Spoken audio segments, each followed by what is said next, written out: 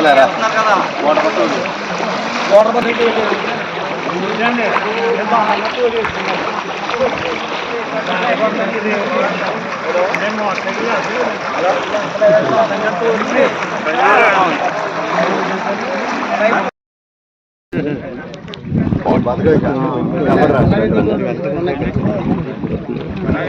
మన ఊరులో అవ్వలేదు సార్, ఇవన్నీ ఊరులో అయిపోయినాయి సార్. బతికిద్దంటే ఇది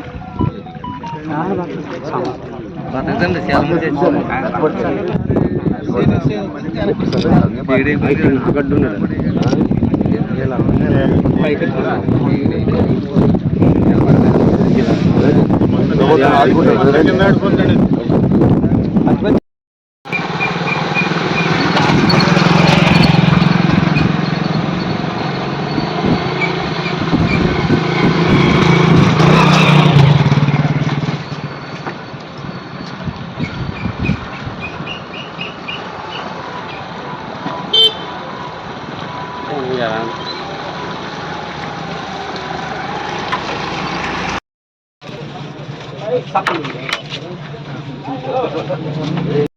కానీ నక్కల కాలు కానీ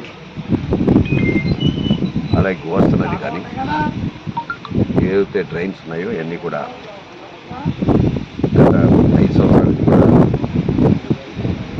ఎక్కడా కూడా చెదారం కూడా కూటి కూడా తీయకుండా తవ్వుకి కూడా నోచుకోకుండా ఉండడం వల్ల ఈ నష్టాలు కూడా ఎక్కువ చవిచూడవలసిన పరిస్థితి రైతులకు వచ్చింది.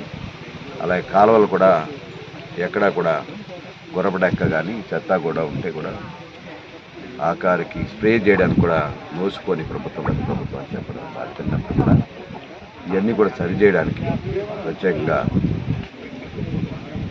అధికారులకి ప్లాన్ ఆఫ్ యాక్షన్ చేయమని డిసెంబర్ కల్లా ఒక ప్రపోజల్ పంపించమని అధికారులను ఆల్రెడీ ఆదేశించాం. ఈ జిల్లా మంత్రి కానీ శాసనసభ్యులు కూడా ఒక రివ్యూ మీటింగ్లో డైరెక్షన్ చేయగలిగాం.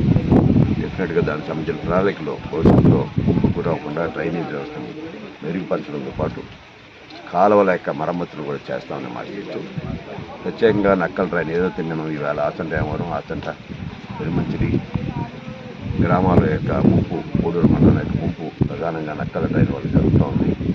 నక్కల డ్రైన్ ఎండ్ పాయింట్ ఏదైతే గోదావరి కలుస్తుందో లక్ష్మీపాలెం లాక్ బాగా పురాతనమై ఇబ్బంది పడుతున్న సందర్భంగా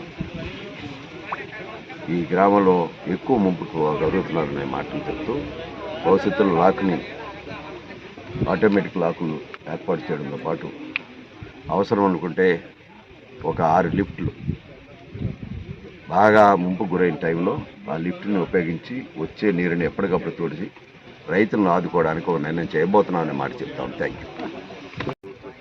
ప్రజా సంక్షేమ ప్రధానం, రైతు సంక్షేమ ప్రధానం అనుకునే కార్యక్రమాల్లో ఎంత ఆర్థిక ఇబ్బంది అయినా కూడా ఆదుకోవడంలో ముందున్నామనే మాట,